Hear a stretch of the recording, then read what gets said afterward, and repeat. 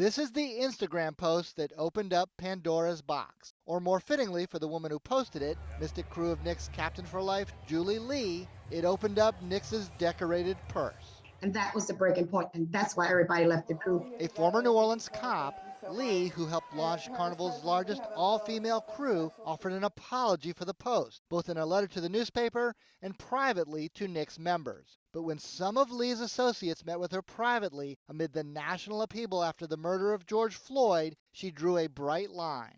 Made it very clear that she was never going to say Black Lives Matter. Nyx members resigned by the dozens. High school bands announced they would no longer march with the crew. It was ill-timed, ignorant. It showed no awareness of what was going on in the country at the time.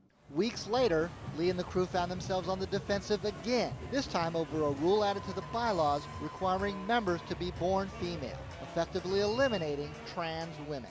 I'm not willing to put my time and money behind any crew that isn't willing to vocally say Black Lives Matter, trans lives matter. The blow-up was just the beginning. Testimonials from disheartened former members soon popped up on Facebook Live Zoom calls, drawing thousands of views. Professor and social worker Holly McKinney was among them and is now one of 5 lead plaintiffs in a class action civil lawsuit against Nyx, Julie Lee, and her husband Chris Lee. This is about the financial mismanagement of a multi-million-dollar organization.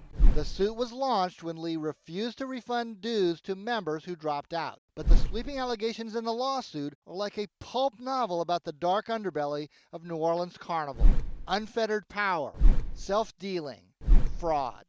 The plaintiff's attorneys say they plan to prove a racketeering conspiracy, a criminal enterprise. You know, for somebody to take an organization and make it a self-serving endeavor is kind of takes away from that innocence. Yeah. The attorney for Julie Lee and Nyx, Doug Sanseri, dismisses the allegations. He says any organization with over 3,500 people is bound to have internal squabbles. As for charges of misconduct, he says he'll beat those here in court.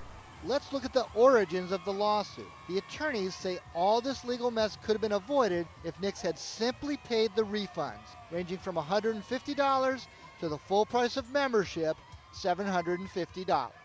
Was the 28 cases that was in small claims court, and they were suing for the refund of their dues. Instead of paying off the relatively small amounts filed by way of these handwritten claims, Nyx escalated the battle. The crew filed this document against 7 of the women, asking the court for a blanket ruling that Nyx had no obligation to refund any money to anyone, essentially declaring war on the women who just wanted their money back. It's rattling and disconcerting when a sheriff comes and knocks on your door and says, good morning, ma'am, you've been sued. The fact that she didn't back down, we're not surprised. The fact that she was not going to give the money back, we're not surprised.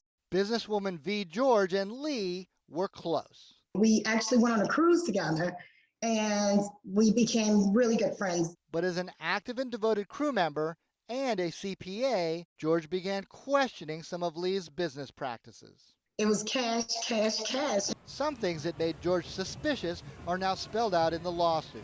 For example, crew members couldn't just buy any safety harness to ride on a float. A city requirement, harnesses are cords that attach riders to a float to keep them from falling off. A harness, we can get it from anywhere. We can get it from another crew that we rode with, but she wanted us to get it from that particular company. According to the lawsuit, they were forced to buy their harnesses from a specific company, Crescent City Innovations. The owner, Lee's husband, Chris Lee.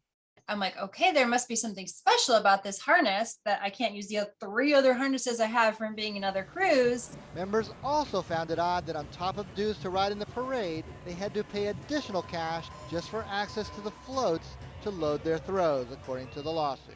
Why do we now have to pay an additional $5 to have access to the loading area?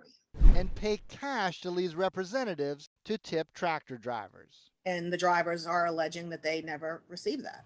Because the crew is incorporated as a nonprofit organization, some financial details are contained in its public tax form. The 990s, as they're called, show that Lee was paid a salary as captain, a rarity in Carnival. No other super crew we researched pays its captain, not Endymion, Bacchus, Rex, or Zulu.